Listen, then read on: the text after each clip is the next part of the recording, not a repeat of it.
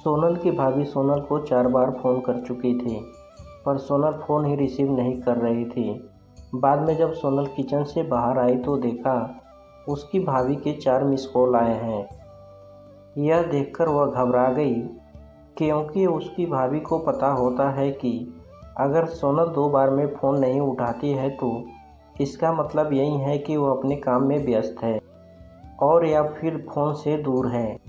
अब सोनल का मन घबरा रहा था, क्योंकि भाभी के 4 फ़ोन लगातार आने से उसे टेंशन हो गई थी, क्योंकि सोनल की मम्मी की तबीयत इन दिनों ठीक नहीं चल रही थी। अभी 2 दिन पहले ही सोनल अपनी मम्मी से मिलकर आई थी।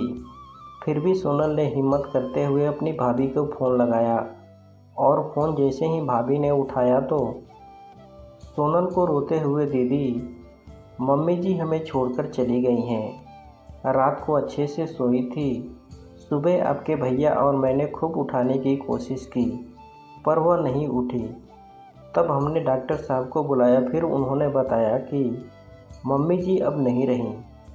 दीदी आप जल्दी से घर आ जाओ। इतना सुनते ही सोनल की आंखों से आंसू बहने लगे। पापा तो पहले ही उसे छोड़कर जा चुके थे और अब उसकी माँ भी नहीं रही। सोनल तो बिल्कुल बेहाल हो चुकी थी। अब सोनल ने रोते रोते यह बात अपने पति को बताई तो सक्षम ने उसे संभाला और उसे जल्दी से कार में बिठाकर मायके ले गया। सोनल जैसे ही अपने घर पहुंची तो अपनी मां के शरीर को देखकर उससे लिपट गई और खूब रोई।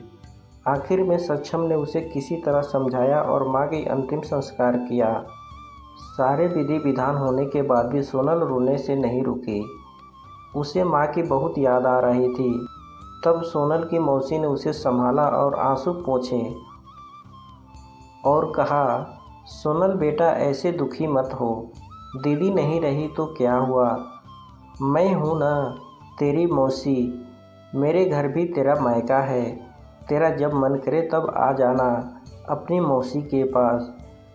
वैसे कहते भी हैं ना, मौसी मतलब माँ जैसी। बेटी मैं तेरा दर्द समझ सकती हूँ, क्योंकि तेरे पापा तो पहले ही तुझे छोड़कर जा चुके हैं और आज दीदी भी चली गई। कहते हैं माँ के जाने के बाद लड़कियों का मायका ही छूट जाता है। यह भाभी तो बस दुनिया को दिखाने के लिए नाम का रिश्ता होता है, क्योंकि मायका तो माँ से ही होता है। सोनल मन ही मन सोचने लगी कि शायद मौसी तो ठीक ही कह रही हैं, और वह मौसी से लिपटकर ज़ोर ज़ोर से रोने लगी और कहने लगी, मौसी मेरा भी मायका अब नहीं रहा। तभी सोनल की भाभी दूर बैठी दोनों की बातें सुन रही थी। पहले तो भाभी ने सोनल को चुप कराया और फिर उसे दिलासा दी। फिर भाभी ने मौसी से कहा कि मौसी जी आपने ऐसे कैसे कह दिया कि मायका केवल माँ से ही होता है। मैं मानती हूँ कि माँ का स्थान कोई नहीं ले सकता, लेकिन अभी दीदी के भैया भाभी जिंदा है और तब तक दीदी का मायका हमेशा बना रहेगा। मैं पूरी कोशिश करूँगी कि दीदी को मम्मी जी की तरह प्यार और सम्मान देने की, और दीदी जब चाहें तब आ जा सकती हैं। यह घर कल भी उनका था, आज भी है और कल भी रहेगा।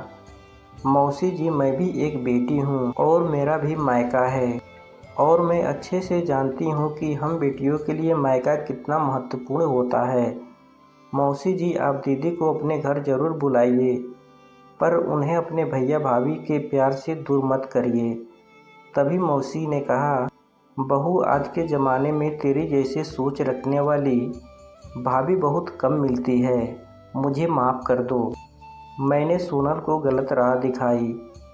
तभी सोनल अपनी भाभी के गले लग गई और बोली, भाभी आज आपने मुझे विश्वास दिला दिया कि भाभी भी माँ की सम्मान होती है, और मैं संतुष्ट हूँ कि जब तक आप और भैया हो मेरा मायका सदा बना रहेगा।